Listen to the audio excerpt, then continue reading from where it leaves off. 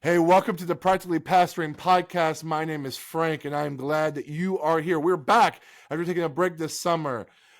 With me today is the whole crew. We got Jeff Simpson, we got Delmar Pete, we got Andrew Larson, and Timothy Miller. I'm here. My name is Frank.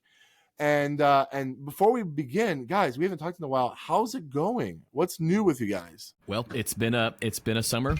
It has been a good one, a fun one in Lakeview land.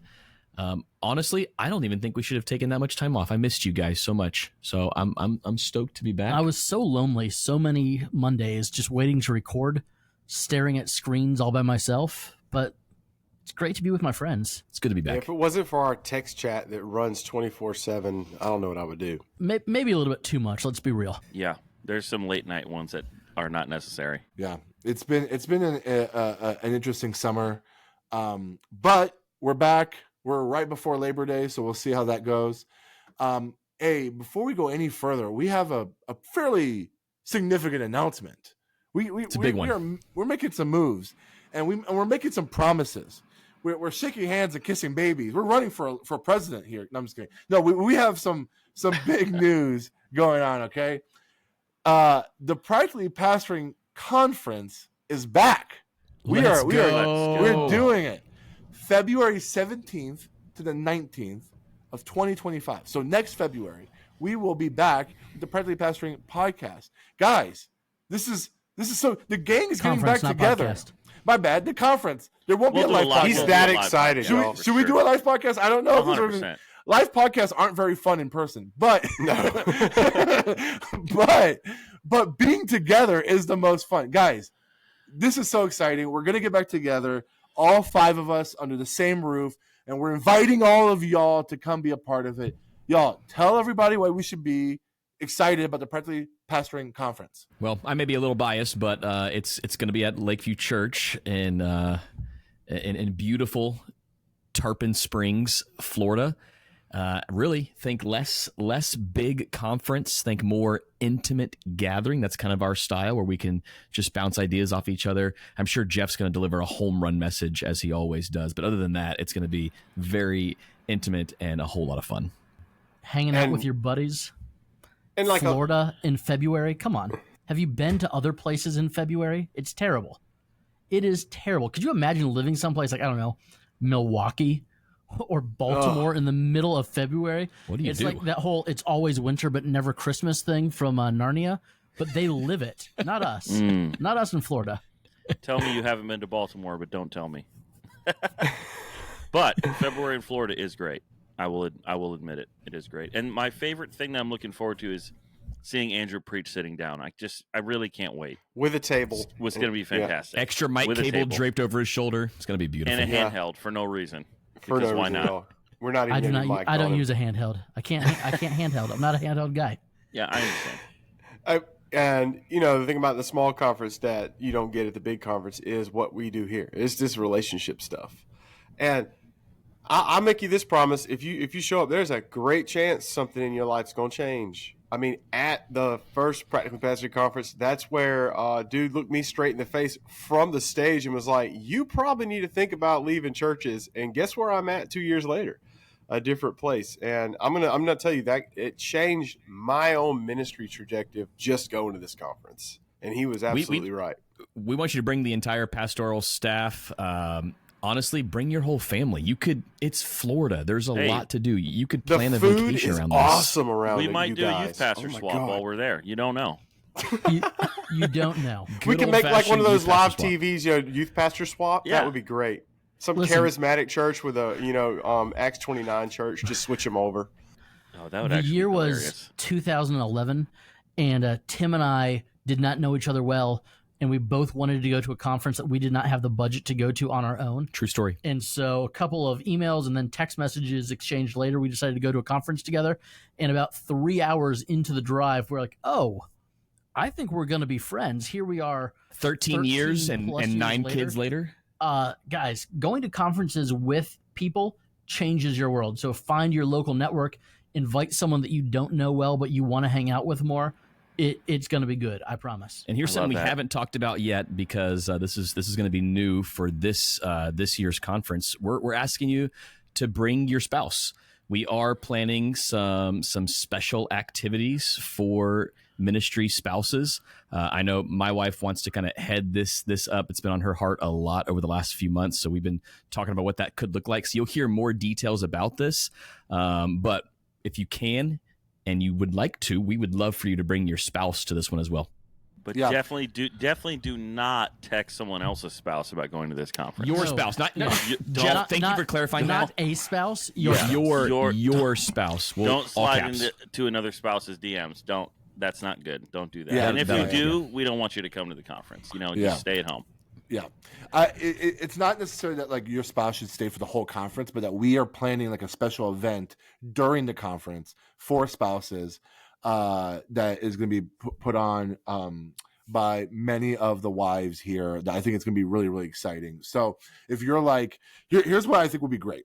Like it's February, and if you live anywhere north of Nashville, it's probably not the most pleasant place to be at, right? And so if you're coming from the Midwest or the Northeast or wherever, and even if you're from Georgia or South Carolina or Alabama, where it's not freezing in February, bring your family to Florida, or you and your spouse come to Florida. Enjoy the Central Florida activities that could be like Disney World, Universal. Tim, will the new park be open by then? The new Universal Park? It will not be open by February. That the park's coming in the summer, but there's still a whole lot of stuff to do. So much stuff. There's also parks in Tampa, Busch Gardens. There's also beaches everywhere. That's really nice. We can give you some nice recommendations for like a nice beach where you can like get a nice little hotel or whatever. But then at the conference, there's going to be a special time where spouses are going to be invited to participate in something special. No added cost, just something very special for spouses, for ministry spouses. But this is an opportunity for you to come and be fed and poured into. And even if you come alone and you're like, I won't know anybody there, you will leave this place better. And you will leave this place with a friend, and it'll be amazing. And the relationships I built 2 years ago when we first did this conference are still present today, and I'm looking forward to making new ones. And so here's the good news. Here's the great news. It is going to be very affordable. All these conferences out here are charging like $150, $200. I've heard of some conferences charging $400. They're like basically like coaching and mentoring. No. We're charging right now. If you go to privatelypastoringconference.com, right now, it's $39. $39. What? You will 100% get your money's worth. I've spent more than that on dinner recently. Yeah. $39. It's insane how I mean, this might be a poor financial decision on our part, but this is we desire so much to hang out with you guys that we want to make it as affordable as possible. And credit to all the sponsors behind the scenes who believe in this conference and that are willing to kick in, because we have to they'll get more formal shout outs later. But the fact that y'all are stepping up saying we believe in what you're doing and we're funding this, like, massive thank you for that, because this is a gift for pastors. Here's the thing. If you sign up in the next couple weeks, Frank will go on Canva and make you a fake invoice that says you spent way more money to come to this conference than you did. Because when you send it to your elders or whatever, they'll be like, oh, he spent $379 for this conference, and then you'll get some money back under the table. Frank is willing to do that for you. Smart. Only in the next 2 weeks. Oh, wow. I actually don't know if I'm willing to do that. But if you're going to do it, you better make it a lot, because you're about to get fired. So yeah, put a couple mortgage payments 2 months severance worth. Yeah. This one time, Tim and I worked at a church where a guy got fired because he went to all these conferences where he was running a marathon. So he would find a church conference where he wanted to run a marathon, and then he wouldn't actually show up to the conference, but he just got the church to pay for his hotel and everything. Felt like running. And yet he got to work at that church longer than either Tim or I did. Was he a youth pastor, associate? What? Small groups. Come on. Small groups. Could have seen that one coming. All right. So if you're interested in being a part of the second ever Practically Pastoring Conference, go to practicallypastoringconference.com. And here's one of our promises. We're not going to cancel it. Even if no matter how many people come, we want to make sure this happens. We are going to make this happen. The 5 of us, are going to be there, and you can be there too. It's going to be a blast. Go to So for practically. clarity, if you get your Airbnb, you do not have to tack on the cancellation fee that you don't get it back if you don't go, because we're having it, okay? That's correct. That's correct. Practicallypastoringconference.com. Go there now. Site's live. If you have questions, feel free to reach out to any of us. We would love to answer those questions. Practicallypastoringconference.com. Hey, besides that, the only other thing you should know is it's been a while. If you are not a part, if you found this like searching a podcast site and you're like, oh, I want us to do a podcast for pastoring, and you're not a part of our Facebook group or following us on Instagram, you should change that. Go on Facebook, search Practically Pastoring. We have a Facebook page, but there's also a Facebook group, and that Facebook group is great. There's over 1,100 people are in that group. Great questions, great discussion. We're going to talk about one of those questions today that they asked, and it's going to be a great place to build community. So go to so go on Facebook, search Practically Pastoring. Go on Instagram, look for Practically Pastoring, and follow the community online. All right. With that being said, we got some questions. Here's my first question for everybody. So there's a guy on Facebook. I'm trying to think what he does. I don't know what his job is, but his name is Eric Hoke, and he tends to be like a guy who asks a lot of questions. Was a church planter. Now he is in the corporate world, but he ran and still runs a side gig called I Help Pastors Get Jobs. He's a huge. Oh, I thought you were going to say marathons. No, not him. Different guy. He runs a he is a big champion of bivo and co-vocational pastors. Got it. All right. I'm going to read this tweet, and I'm going to link the tweet in the show notes. It's a longer tweet, so hang in there with me. But I think it's a very interesting question. And we've talked about this a little bit before, but it's from a different angle. Here we go. You're the lead pastor of a church of 250 people in a suburban community. Your staff includes you, a full-time youth pastor, and a part-time office manager. Your youth pastor is 27, 2 years out of seminary, and has one child and another along the way. He is paid $45,000 a year, and his wife stays at home with their kids. They rent a 2-bedroom apartment in town, and he has $75,000 of student loan debt from seminary. Obviously, a Dallas seminary grad. Okay, his role with you. I'm just kidding. Love Dallas seminary. That's expensive. That's a lot of debt. His role with you is his first vocational ministry job. You've enjoyed mentoring him, and he has been great to work with, especially since he helps fill in the gaps in preaching and pastoral care when you can't. He comes to your office and tells you he needs to find a way to earn more money, to pay down his debt, and to ultimately buy a home. You agree that he needs to find ways to increase his earning potential. However, the church cannot provide any meaningful raises at the moment. He's a gifted leader and could easily be snatched up by a larger church, but you don't want to lose him. He proposes to you something interesting and shares how he has a background in web design and would like to start a side hustle building websites for businesses in the community, and ask what your thoughts are. You first tell him, well, as long as it doesn't impact your job here, that is fine. He then says, well, I was thinking I would spend about 15 hours a week on this, and I'd rather not work nights or weekends, as that I could focus on my family. Could I do that during office hours at church when things are slow, and potentially ask people in our congregation if they'd be open to be clients? So how would you react to this moment? He gives you 5 options. All right, there's a lot, but there's 5 options. 1, you say this is not doable. We do not allow side hustles. 2, you can do this, but it has to be outside your working hours, and you cannot use your congregation as potential clients. 3, as long as you get your other stuff done, I don't care when you do it, but no hunting for business within our congregation. 4, brilliant idea. Let's whiteboard the name of congregants who are business owners, and do for a new website. And then lastly, there's something else. Maybe you have a different idea to add to this.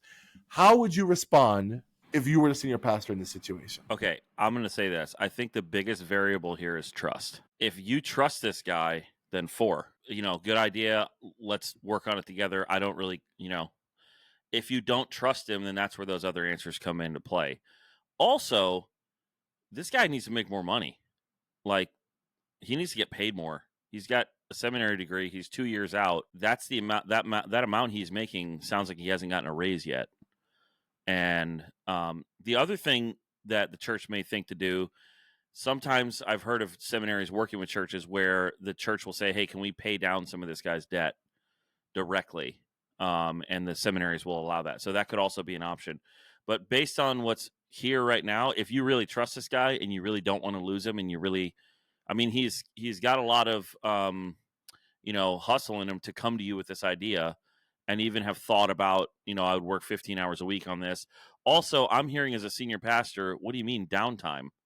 Apparently, I'm not delegating enough for you in the 40 hours that you work here. But since that's the case, and apparently he's good and he's getting everything done, and he's, doing all the stuff you expect him to do, I don't see why he couldn't manage his own time. He's apparently good at it. So I wouldn't have any issue with it. The only area where I'd be a little bit wary is like the congregation members becoming clients. But again, if you trust this guy, I think it's worth the risk. Yeah, I'm kind of Jeff- parallel with you, man. I think that if you start running a side hustle, if he can manage it, I think I would, if you have the trust and you can establish a side hustle, then I would also make sure that you say, we're going to revisit this every 2 to 3 months and just check in on this so I can tell you if anything performative has changed in you. But also, if he does do well, I think that it's okay to give him some feet. I know several of us here have side hustles. And one of the things that we've done that has made it work is we're very transparent about our side hustles with our congregation, with our pastor. That also pulls into the fact at least I don't hunt within my congregation for clients. Now, I have had people get married and they're like, we want you to film our wedding. I mean, I didn't go to them. You understand? I think that's a big difference between you going to them, because it also could come across like, well, what Jeff said, we're not paying them enough. We're not even taking care of our people. So, yeah, I think trust is big. And I think that if you're going to give him the rope to run a side hustle, number one, you're supposed to be his cheerleader if you're giving him the rope. You're not giving him the rope so he can hang himself. And number two, you do provide accountability if it looks that way. But then there's a deeper question that, maybe we'll get to, and that is this. Maybe your church just can't afford to keep around this guy. Maybe he's a really talented guy, and you said you're afraid he's supposed to get sucked up he might get sucked up by another church. Maybe that's his path too. Like, we can't just write that out. I love your heart behind the question, wanting to keep this guy. But if it's beyond the means of our church, then we also have to have that hard conversation with our own selves. I think there's a big difference between saying, hey, absolutely, myself and a couple of elders, we are going to name drop your business, your side hustle into anybody and everybody that we can in the church. But you hunting in the church is a very different thing. If you call someone in the church, hey, let me take you for coffee on the church card, it better be about there better be no question about whether or not that is a church related thing. But the two issues that I see is, the first is, at some point you're not paid for your time anymore. You are paid for your expertise. You are paid for your skill. There are sermons that I have written that have taken me 2 or 3 hours to write just because the text writes itself or whatever it is. It's a passage I'm extra familiar with. There are sermons that I have written that take 15, 20 hours out of my week, and I feel like it's a C- effort. I get paid the same either Sunday. I don't get paid on Sundays. You guys know what I'm saying. Like, at some point, it's a hypothetical situation, right? So we're not speaking to an actual person, but assuming if he has 75 grand in debt coming out of seminary, I'm assuming he doesn't have a 30-hour MA. This guy's probably got an MDiv or equivalent. This is a big degree. He is an associate pastor who might be working with the student ministry, but you need to treat him like you would treat any other adult on your staff. You are paid to get the job done. You're not paid to sit in your office for 40 hours a week. And if you can be more productive doing other things, if it doesn't hurt what you're doing here in the office, awesome, by all means. But then the other thing that we've kind of touched on a little bit is, if your church is only hiring youth pastors with a seminary degree, which is awesome, if you can give your students and the families that type of a resource where you have someone that's trained at that level, good. That is a wonderful thing. But then you need to pay him like a seminary graduate. The rule of thumb is always, depending on the price of a professional degree, but if it is like a 30-hour master's, let's say it costs someone 15 grand to get that, you should be able to make up the cost of the degree within a year or two of paying for that degree. If it is a bigger degree, you want your annual salary to be the cost of that total degree. That's just a good rule of thumb for anything in life. Hey, if you're going to spend 80 grand on a degree, whether that's a bachelor's degree or whatever it is, if you want to be a public school teacher, well, in Florida, public school teachers are making like 51, 52 grand a year. Maybe you need to go to the community college for the first 2 years so that you're not spending more than a year's salary on earning that degree. And if you are going to be a seminarian and you're going to drop a whole lot of money, by the way, I finished Dallas Seminary without taking out a student loan at Dallas Seminary. Thank you. But you need to make sure that the money that you are paying people is what it costs them to get the degree. Otherwise, what are you doing? You are setting everybody up for failure if you're doing anything beyond that. If you want to keep a youth pastor for more than 2 years and then the turnover till the next one comes and you repeat the process, pay the man what he's worth. So this question hits really close to home. I guess there's a reason this is the Practically Pastoring Conference podcast. Conference coming soon, by the way. This February, President's Day. Looking forward to it. 2 weeks ago after staff meeting, my youth pastor came to me and said, I think I need to start a side hustle. Like this exact scenario just played out right after staff meeting a couple of weeks ago. A couple of financial windfalls have hit them over the last few months. And he kind of laid out the plan. Not necessarily needing clients. One of his ideas was pretty cool. He said I could drive an ambulance on my day off. He had a couple of ideas that he threw at me. I was super open and receptive. My biggest concern for him was not getting his work done at Lakeview. I know he's going to get his Lakeview work done. He always gets his Lakeview work done. My biggest concern was him having another job on his day off, because when's he going to get rest? So I just told him my concern is for you. It's for your marriage. Like I don't want burnout in your life. I understand if there's a financial need there, but I also challenged him, and I hope senior pastors would do this with their staff. If there's like a serious financial need, is it okay to ask the staff, give me a number? Like yeah. What is that financial need? Like it's budget season, August, September. Coming up, we're budgeting for next year. If there's like a specific dollar amount, I say, man, if I were able to get to this, if I was at 8% more than I am right now, then I think we'd be okay. Then I wouldn't have to take a second job. So the elders came to me last year with a very similar question. They said it's raise season. What's a number that you would need? And I told them, this is where I'm at. This is where my family's at. This is about how much we are short each month. We're not really putting a whole lot into savings. This is just us trying to live. And the elders were able to match that. So that's what I said to my staff member. Will he end up getting a part-time job? He's done it before. He did a fine job. He ended up not liking the part-time job, so he cut that out. But my hope is that if this person were real, that they would also be able to tell their senior minister, here's where we're at. If I'm going to church members for clients, I don't know if this is possible, but in my scenario, 2015, so flashback a few years, I was offered a position at a different church. I went to my senior pastor and said, I've been offered a position at a different church. And I wasn't trying to use it as leverage. I just said, financially, we're on welfare. Like we were literally on food stamps at the time, working at Lakeview. And I said, this isn't going to cut it for my family anymore. And my senior pastor went to bat for me. And he actually went to some prominent members of the congregation and said, we want to keep Tim. We need to match what he's being offered in order to keep Tim. And they matched it. And I'm like, I didn't know that was even coming. He didn't even tell me he was going to go do that. Like he came back to me before I accepted the other job and said, actually, we want you to stay. I reached out to a few people. We're going to match that salary. So there are lots of options out there. I get the side hustle thing. I still have a side hustle. Side hustles are good. Yeah. They like Dell as doing a creative side hustle is so good for your soul. Like it's just, I was going to say, it's even more than the money stuff sometimes, y'all. It's just like you got to have a place to like decompress all of your church life, because I don't know about you, this stuff can just churn in my mind all day, which gets my heart going.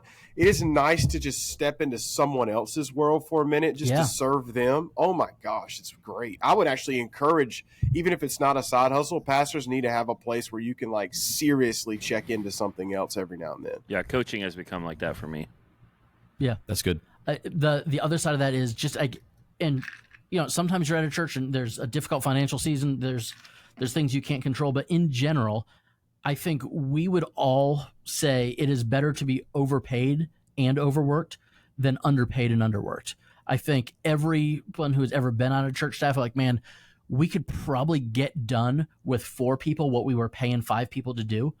And if those 4 people could get a 20% bump, they're going to be willing to work that much harder. And I'm not saying, again, this is a parable. It's a hypothetical situation. There's not a real youth pastor here. But when you are staffing, what if you say, hey, we're going to pay that youth pastor $60,000, and we're going to expect him to also do the web design and graphic stuff at our church because he's gifted in that way. We want to, he's not going to make $15,000, just on 1 or 2 clients. So we want to be his one main client in doing that side of his work. And we'll expand his resume that way, but also we want to make sure that he can give his all here. Then pay people more than they're worth, and you're going to get more work than you're paying for. And can I just add this little caveat? Sometimes adding the side hustle, aside from money, it also will retain your pastor. I mean, just give you an example from my life. It's mentally, and it's a good place. Spiritually, it's a good thing for me. But also my clientele that I have in my side hustle, they are in my area. I don't want to move, because you're not just moving your church, you're moving your entire side hustle as well. I know that may sound super practical and not spiritual at all, but that's just reality. Like if I was to move right now, I would have to make double the pay I'm making now, if that makes sense. And I would not have the side hustle. So I think that the side hustle is a great way that you can allow a minister to, if he can manage it his own self, that you can allow him to grow in his own personal life, doing his own thing, which may actually make him more secure in your church, because he's able to have his local business. Now, with it being web design, sometimes those clients aren't as much local, but you'll be surprised. A lot of it's word of mouth, and a lot of word of mouth happens local. So having an established thing outside of your ministry in your community is actually something that tethers you to your community more, number one. Second of all, let me just offer this to you as side hustle. I have met more people behind a camera in this community than I have behind the pulpit. I have been able to share Jesus with people in this community that, quite frankly, other pastors don't have access to, if I'm just going to be completely frank with you. Yeah, it's the same thing for me with coaching. Yeah, like I have been able to take the gospel into some places that Jesus is an afterthought. And when I say the gospel, I mean, people have actually approached me. So we hear you're a pastor on the side. So by allowing him, listen, if he's got a minister's heart, his side hustle is also going to be his ministry. So you may not want it to bleed over into your church, but your prayer is, please, you want his heart to bleed over into that side hustle, because there's so much ministry fruit possibly from that. There's people who go to our church now because they reached out to me to do a photography shoot or a videography shoot. And I said, hey, I'll give you a discount if you come visit church. And they come, they just never leave. So, I mean, there's definitely some additional possible benefits, but that depends on his character and his nature as well, which goes all the way back to what Jeff was saying, trust, It's an interest. Go ahead, Jeff. I was just going to say one more creative thing that's not even on here is just thinking about housing allowances and parsonages and things like that a church of 250 people, there might be a connection where this guy's living in a 2-bedroom apartment. Maybe somebody owns a little piece of land or a little house that they're trying to do something with. There just might be some other ways to be creative with, providing housing, and then, having a housing allowance, and that does, create the value of income. So that's another option, because that's in my situation. The value of what I take home is way higher than what I actually cash make at the church because of a parsonage. So, and a parsonage doesn't have to be on the church property. Church can own a parsonage in another part of town. So, that's another possibility that could be creative. I mean, I think overall, this podcast is a very pro side hustle podcast. However, I will say, I don't think side hustles is for everybody. Like even like web design, like I dabbled in that at one point, and it becomes overwhelming. And sometimes it can easily run into you doing your side hustle more than your actual ministry job. And like, if you're not disciplined and if you don't have a good workflow or organization, also if you're not good with taxes and stuff like all that stuff, like you might be in a world of hurt if you do this the wrong way. But I also understand that like it might not make financial sense for his wife to get a job, because then his wife is just making money to put their kids in daycare, and that's like not a good situation either. But one thing I wanted to share with you guys before we move on is, of the poll that he did, the number one right answer right now is the fourth one, where it says brilliant idea. Let's whiteboard the names of the congregants who are business owners and who are due for a new website. And what's funny is the guy who posted the top comment is, you guys who are answering number 4 are full of crap. And so he's saying, so the guy who he's like, there's no way that there's like 530 plus people who voted for this, and it's tight. 4 and 3 are pretty tight, but still, he's just saying that like there's no way that many people are okay with a youth pastor poaching congregants to make a website. And so he's just like saying, it's like, some of you guys are voting out of like aspiration, not reality. And what you wish your senior pastor would have said to you. Yeah. But then when you become a senior pastor, you realize, oh, I really don't want to tick this guy off and talk about his business and how their website needs an upgrade, because then he's going to leave the church, and that's going to cost a youth pastor salary. Wow. But I mean, also, that's definitely okay. Should we take bets on how bad the church's website is in this scenario? For sure. It's Probably bad. bad. But that's also a fear that could be making pastors say no. Well, what if his side hustle becomes too successful and I lose him to that?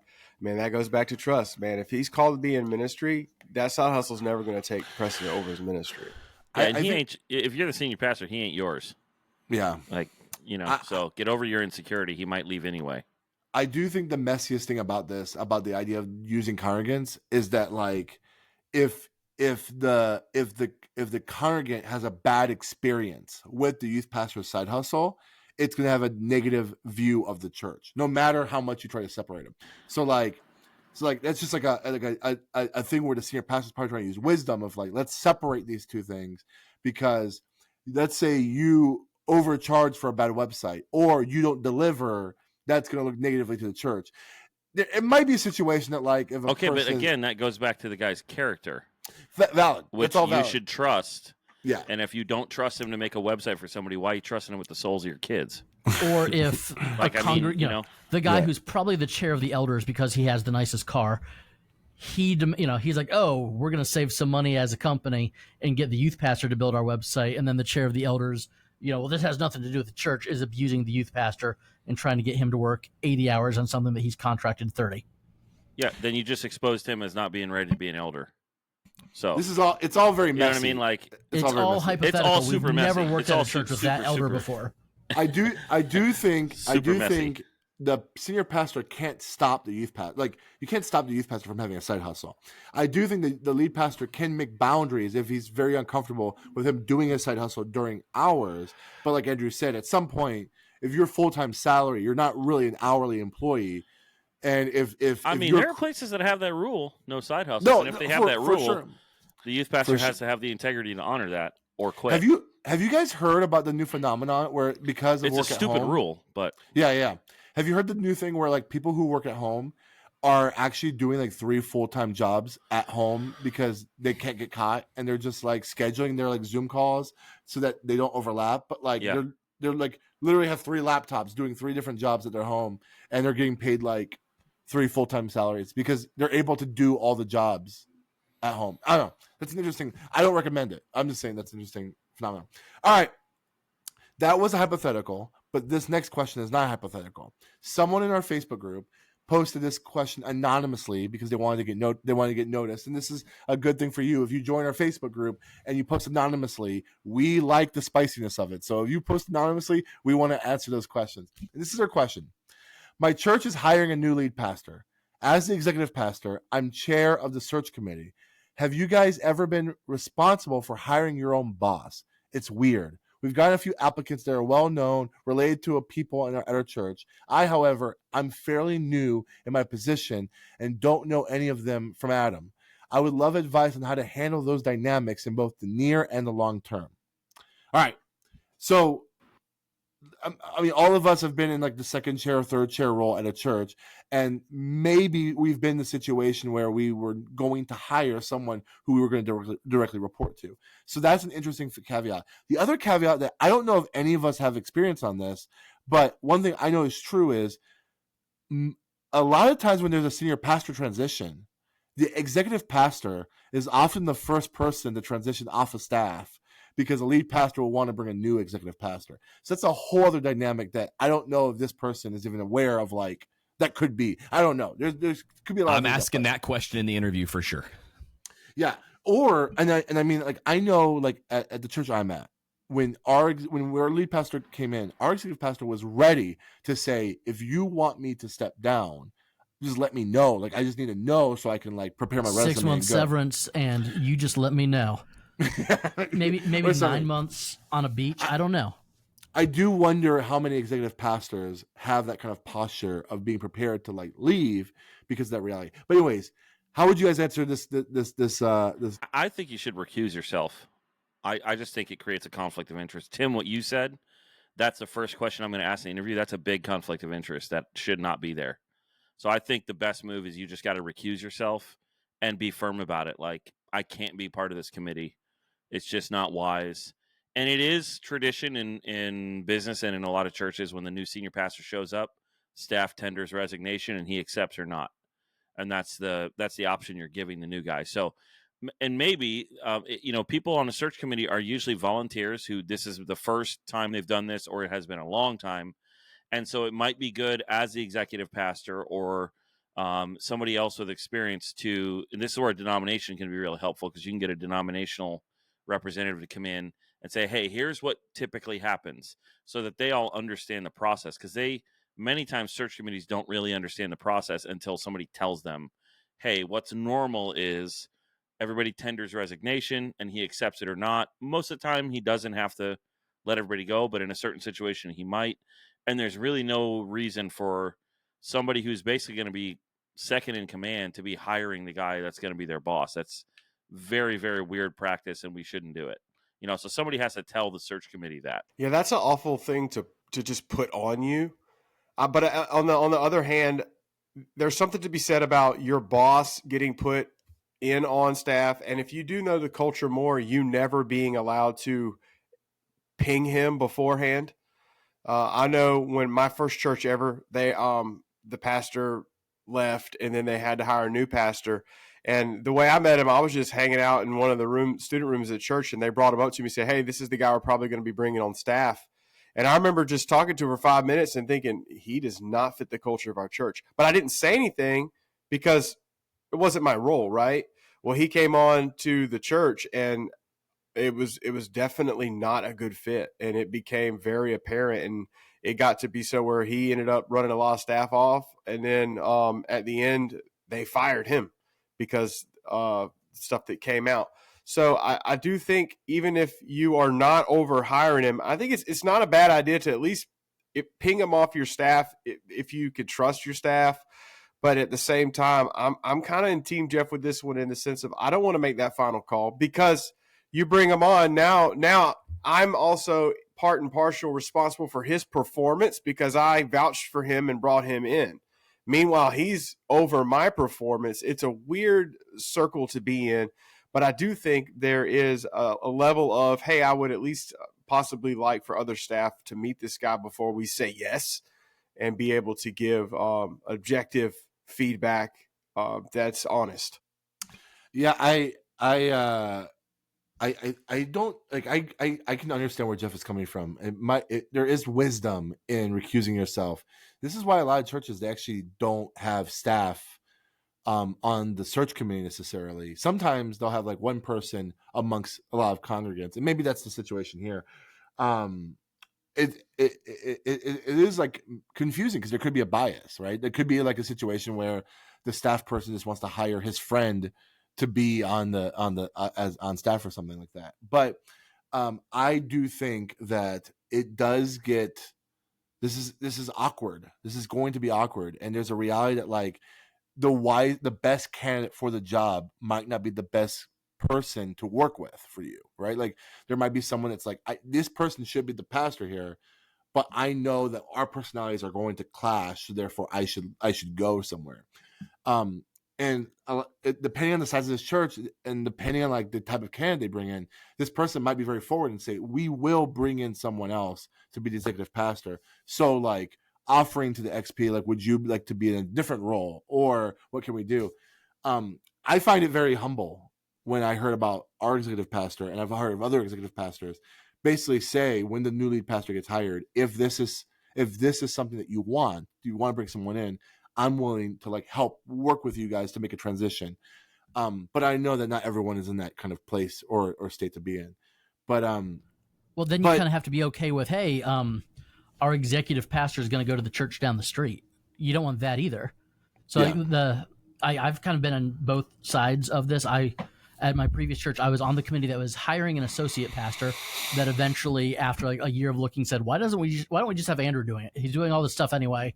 So I was on that committee, which was super awkward because he was supposed to be the boss of Next Gen. But then also I was there when they started to look for the next pastor, and it was hey, it's time for me to peace out. By the way, this is my hometown. My family lives here. My wife grew up here. We're not moving to Georgia to make things easier for you guys. So then the church is kind of has to be okay with, okay, well, then they're going to stay in town, which means there are people in our church that are going to like them. So the church can't have their cake and eat it too. You can't say we expect this person to be willing to leave, but not be okay with when the person shows up at the church down the street. Yeah, Jeff, I'm with you on this. I think if I'm in this spot, I don't think I can be a part of the process of hiring my own boss. It's a very awkward situation to be in. Now, as a senior pastor who has been in charge of hiring staff this year and in process of potentially hiring someone else, one thing I have done is I have let the staff in on the process, not necessarily as the search team, but I share resumes. I bring it up at every staff meeting, and I'm very clear with the staff because someone reached out to Andrew and I after our episode on the morning after last week and said, well, why would you have a candidate spend time with the staff? It's not like the staff has a say in who gets hired anyways. And my rebuttal to that is actually they do have a say. Like I went directly to our staff just this past week and said, any red flags? Are there any issues? Because I do want you to know your voice is heard, and I am going to listen if anybody feels like there's going to be a bad culture fit or the vibe is not right or it doesn't fit Lakeview culture. But in this particular case, Jeff, I'm with you, buddy. I'm probably going to bow out and let the elders know this is not an appropriate spot for me to be in. See, I have no issue with the pastor being part of the committee or the executive pastor being part of the committee. Okay, you're saying not as a chair. I say, yeah, I think maybe you have to have an elder step in to be the chair of the committee. Okay. But I don't know what the church polity is. I'd say, but even as the chair of the committee, you're not the one making the calls. And if you're the one doing all the work and, hey, I'm the one compiling the resumes and doing all that stuff, well, then shame on your committee. You know, because you have a full-time job, and oh, by the way, we don't have a senior pastor right now, so your full-time job is already a little bit more than it should be during normal seasons. But having a voice for the staff on the committee, having the person that's probably going to work the closest with the senior pastor on the committee as the executive pastor, I have no issue with that. But I wouldn't even have an issue with them being like the hire of the committee. It Yeah, I can't be, wouldn't have an hey, issue I'm in with them- charge of picking the resumes. like consulting the committee or being ex officio or something on the committee. Yeah. The thing, like, if I put myself in a situation, here's the reality: I don't trust myself not to skew things in my favor. Like, that's just, maybe I'm not sanctified enough yet, whatever. But if I'm the XP and I'm the chair of this committee, I'm going to filter the resumes to people that I think would work well with me. Could you imagine being in charge of hiring someone and like you just like go and like bring in one of your buddies? That'd be Man, crazy, dude. That would be a disaster. That It's would be almost something. nepotism. Almost. Who does that? Hey, one thing I appreciate about this is just like, this is an awkward position to be in as an executive pastor, and I would encourage you to like bring your elders into this conversation and be like, this is a weird thing that you've put me in, but like I'm willing to still walk this process as needed, but like understand the tension that I'm in now because of all this. Like I had to hire my boss here, and it was weird because like I had to interview him and ask him questions about like, it's weirder because we just let go our previously pastor because of weird tension with staff.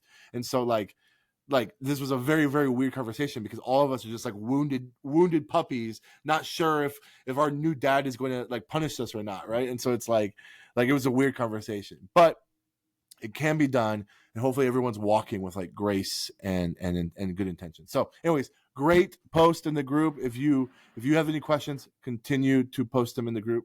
We're introducing one new segment to this new season of the Practically Pastoring podcast. We have a book recommendation every single week. Listen, we all love the Bible. We besides the Bible, we all have leaders are learners, y'all. We all love to continue to learn, to continue to grow, and so one thing we're going to be doing is each week we're going to be recommending a new book. I'm going to do my best to see if every book that we recommend has an audiobook counterpart, but it might not be. Some books, they don't have audiobooks. But this book that I'm going to recommend today does, and it's called The Spirit of Our Politics, Spiritual Formation, and the Renovation of Public Life. Listen, let me tell you about this book. At the church I'm at right now, we're going to start to do a preaching series called Citizens, where we're going to talk about what it means to be a citizen and a follower of Jesus. And all music from Citizens the whole time. That'd be sick. That'd be so. I would not hate that. I would love that. But like, so there's a couple books. I'm going to recommend the other book in another podcast. But there's a couple books we wanted to read as we enter into this season, because this is going to be very much about politics in many ways. How to think biblically and Christianly when it comes to politics, and this book in particular is I found it really, really good. Jeff, I know you've read it. You've read some of it. I'm reading it right now. Yeah. And so here's the things. Here's some of the highlights. I'm not going to spoil anything. This book has challenged me in this way. I was of the kind of perspective that when it comes to politics, not that Christianity can't speak into politics, not that Christians shouldn't care about politics, but that like my perspective is kind of like, and I know Andrew and Tim will appreciate this. There's that scene in The Little Mermaid where that took a left turn. Hold on, follow me on this. Is it Ariel, right? Ariel's the girl in Little Mermaid. Yeah. She agrees with Ursula to sign her voice away, and so she like looks away and she signs like that, like she doesn't want to do it. That's how I've always understood politics to me. It's like, I don't want to do it. I don't want to engage in it. This feels messy. Nothing is good about this, but I have to participate in it. So I feel like every time we vote, we're like Ariel signing our voice away. Like we just have to begrudgingly be a part of the system. Michael Ware makes an argument that like if the gospel is for every aspect of our being, of who we are and what we do, then disengaging in politics and not being thoughtful in our politics is not being complete with our gospel witness. And that's been very, very convicting, to the point where, and if you love Dallas Willard or you love John Mark Comer, who loves Dallas Willard, this book is all about like spiritual practices and being formed to be more Christ-like. Half of it's quotes from Dallas Willard. Literally, it's just block quotes of Dallas Willard. But like, it's great. It's great. And like he I'll say this book and the other book I'm reading are not books. Pause for a second. Those are the shortest shorts I've ever seen in my life. Dude, I wasn't gonna say what anything, are we but doing? Man, Guys, Sorry about that, guys. I'm sitting next to it. He's got They're like not 3 that inch short. inseams on Wow. right now. They're What not are we that doing? short, I promise. it's a Guys, Speedo. we're just grabbing books off the shelf. I can't wait for my book recommendation turn. This is A Night Without Armor. It's poetry by Jewel. Yes. Oh my gosh. This was my wife's from middle school, and I have taken it with me to like 3 different church offices. Oh man, we because just it's the hijacked funniest Frank. thing ever. So Frank, you're being very deep and serious, but I've got A Night Without Armor by Jewel. Hang on. I just want to read you guys one real quick. Oh my god. Oh my! This is Dallas Willard quote? Got No, this that was book really- on the nativity. I'm reading my little girl right now. It is so good. This is called I Miss Your Touch. What? Oh my gosh. I miss your touch, all taciturn, like the slow migration of birds, nesting momentarily. Never mind, it gets Frank's just X-rated. eating It's it. too It much, gets man. X-rated real quick Andrew, why are you so red? because I was laughing very hard at what Jewel wrote in that poem. There's words in that book he didn't learn when he was homeschooled, so he's just like overwhelmed right now. I was afraid when I got to taciturn. I don't know how I got that out, but I did. All right, let me. Can I finish plugging this book? I love. Please do. I love it. All right, Tim, don't stand up. if you want to have a biblical view Yes, of take a step back. of how to engage in politics, what I like about this also, he's not partisan. Like, I don't actually know what his political views are, but he's not saying, like, one thing he makes a clear statement on is that we as Christians can't determine someone's Christian integrity based on who they vote for, and that their a vote is more complex than this is the Christian vote and this is the non-Christian vote. So he says that very clearly in here, but he also challenges us to say like we should like care about who is in government, especially in local government, and then and also like be a part of the good you want to see in your community. So like if you care about like pro-life issues, then like be a part of what's going on in your community that's caring for moms of like at-risk moms, or like being part of the situation that helps prevent people from even being in the situation where they might make a decision like that. So the spirit of our politics, I love it. Jeff, do you have any quick? I know you like we talked about this briefly, and you're only halfway through it. Do you have any other thoughts? No, I mean I really like it a lot. I like the barcode Christian idea. You and I talked about that. There's some good like anecdotal like illustrations in here. The idea of a barcode Christian that says like it doesn't matter how you live or what you do, as long as when you die, God can scan the barcode that says you're a Christian, you're good to go. And it's like that's not Christianity. That's like something altogether different. Yeah, maybe I read the Left into... Behind books too much, but I'm pretty sure that barcode that you it's on scan your forehead. On your forehead. That's a different thing, and I don't think it's for Christians. Kirk Cameron warned me about this, and we're about to step into the Sermon on the Mount. My book recommendation is going to be all Left Behind. All right, so every week, one of us will promote a book that we are enjoying, that we're reading. This week, it's The Spirit of Our Politics. You can go to the link in the barcode. Wait, the link in the description. The mark of the beast. Wow. You can go to the link in the description of this podcast. Just click on the 666 in the show notes. Okay. With that being said, make sure you check out practicallypastoringconference.com to be a part of what's happening in February. Make sure you go on Facebook and on Instagram, do all the things. We hope to see you next week. I'm Jeff Simpson. I'm Delmar Pete. I'm Andrew Larson. And I'm Timothy Miller. This is Practically Past. Guys.